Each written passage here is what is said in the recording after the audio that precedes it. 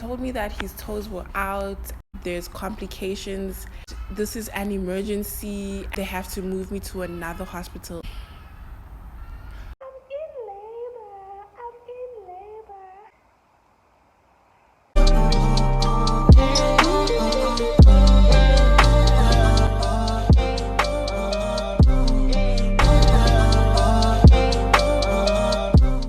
Back to my channel. My name is Lisa and this is Life with Lisa. I post cooking tutorials and vlogs, but today's video is going to be my labor and delivery story. I'm going to carry on from where I left off in my Get to Know Me tag. If you want the first few minutes of the story and you haven't watched my Get to Know Me tag, you're gonna have to go watch it, and please leave a like, comment, and then come back here. We're at the part where I was calling the ambulance and they were asking me a bunch of irrelevant questions and I had to hang up. After I hung up, I was trying to text my mom, hey, so she doesn't panic or anything. I don't know why my keyboard decided to write help. I sent my mom a text saying help and she replied immediately because she was online. She was like, you need help. And then I told her that, girl, it's going down. I requested an Uber and luckily he was there in 2 minutes because he was around the corner, and I had to pack a bag. While I'm packing, contractions are, the pain is insane. I can't compare it to anything. You'll have to experience it to know what I'm talking about. 100 out of 10 actually. I had to quickly pack a bag. I didn't have my hospital bag. My hospital bag was at home and I threw in my charger.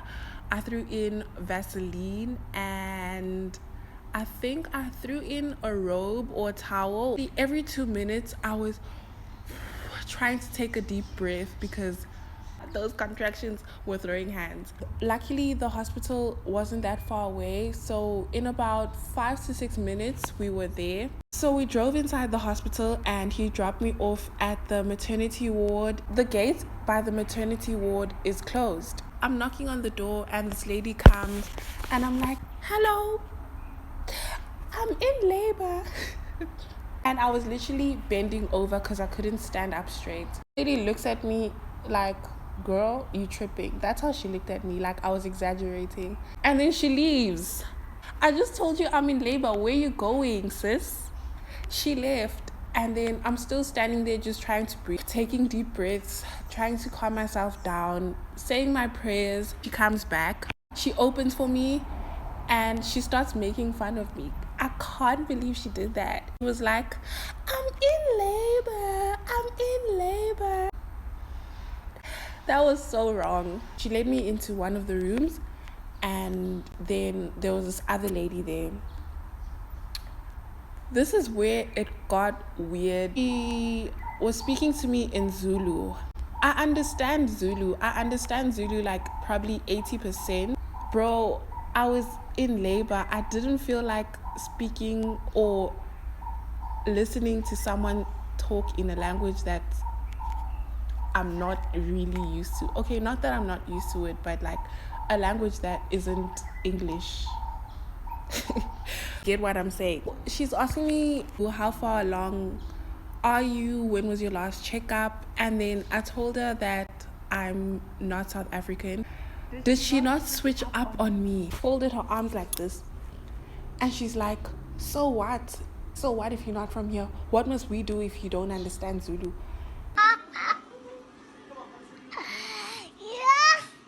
I'm in labor. Why are you attacking me right now? Literally, I'm there and the contractions are worse than when I left the house. I was literally just trying to mice her and keep taking deep breaths. Her attitude towards me just changed from that moment. She gave me the stick and she's like, go pee on the stick. I went to pee on the stick. I was literally walking like a penguin.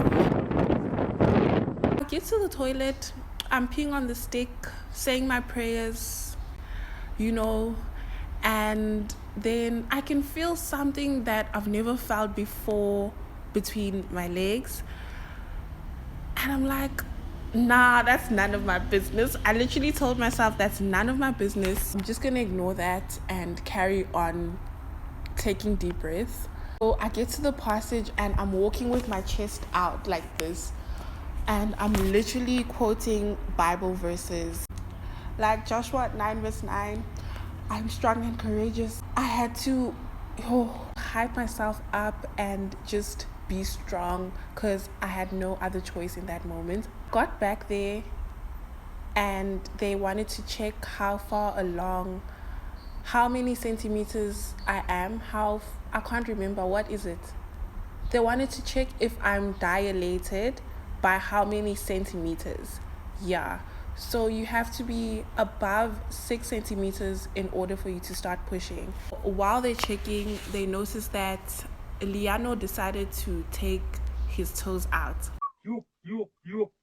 Mind you, I had just come from a checkup on that same day, and the lady told me that the baby's head is engaged, meaning that he's ready to come out. But now I'm here and they're telling me that the baby's in breech and his toes are coming out. In that moment, I honestly felt like God had given up on me or like forsaken me, because for the 9 months I was saying all the labor and delivery prayers, watching all the positive birth stories on YouTube, focusing on positive labor stories. So when I heard that his toes are out, I knew his toes were out when I went to the toilet, but I told myself it's none of my. That was very scary. So yeah, they told me that his toes were out and now there's complications.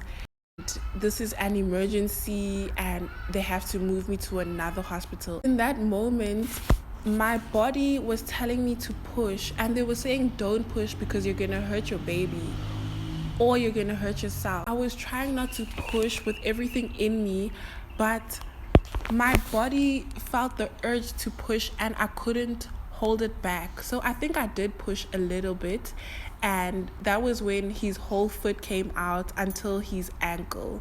The ambulance came, they put me on that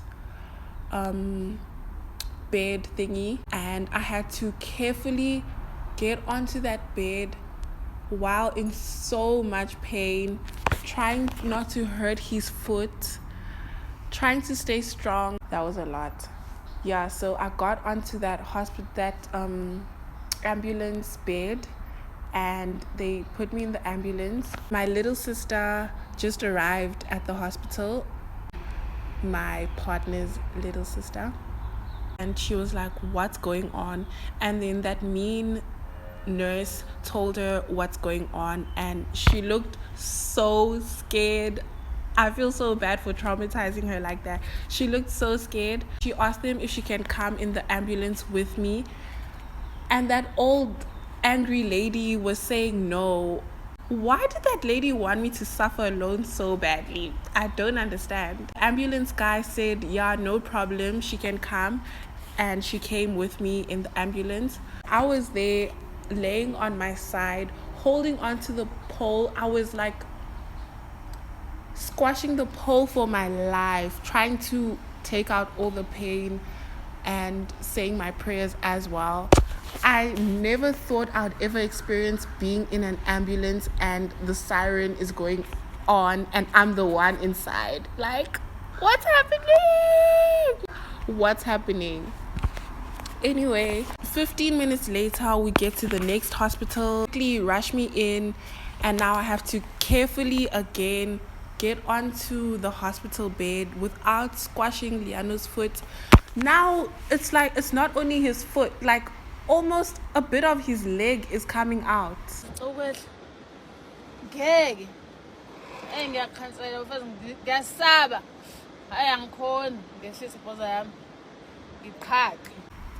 Bruh. And then they rushed me to the maternity ward again. I remember just thinking, what's gonna happen? It made me feel better knowing that my little sister was there and I wasn't alone. got to the maternity ward, the doctor was saying I have to have a C-section because obviously the baby is in breech. God sent an angel, Dr. Nzungu. He was like, no, we don't have to have a C-section. We can try a normal birth. You just need to move the baby around. I don't know what he was trying to do, but he did something and they were like, okay, it's time to push. So I took another deep breath and I was like, they were counting 5, 4, 3, 2, 1. Hey, ukrent bafu. Push. I pushed once. I pushed again. His little body came out. And at 4:45, my little baby came into the world. So small, so cute. You'd think the pain ended there, but no, it didn't. The nurse had to obviously push out the placenta. I was like, what's going on? Am I giving birth again? Once that was out, I thought it was over, but it wasn't. She had to stitch me up. I had 2nd-degree tears. Those are a bit extreme. She had to numb me and then stitch me up, which was also very painful. Once she was done with that, I was just laying there in awe of my strength and everything that just happened. And then they took my baby, they were weighing him, and he was already fighting the blankets. And they were like, this baby is already doing the most. He was already fighting the blanket, trying to get out. And I was just like, my little baby, so cute. That night, I hardly slept, obviously, because of the pain mostly. My baby wasn't being fussy or anything. It was just the pain. In the morning, I went to pee, and you have to pee standing up. It burns so much. It burns so much. I can't believe it burns so much. So I peed and I went back and everything was fine. Around 10 o'clock, my boyfriend came with his mom and we left the hospital. Everyone was happy, holding the baby, taking pictures, and I was just there dying of pain.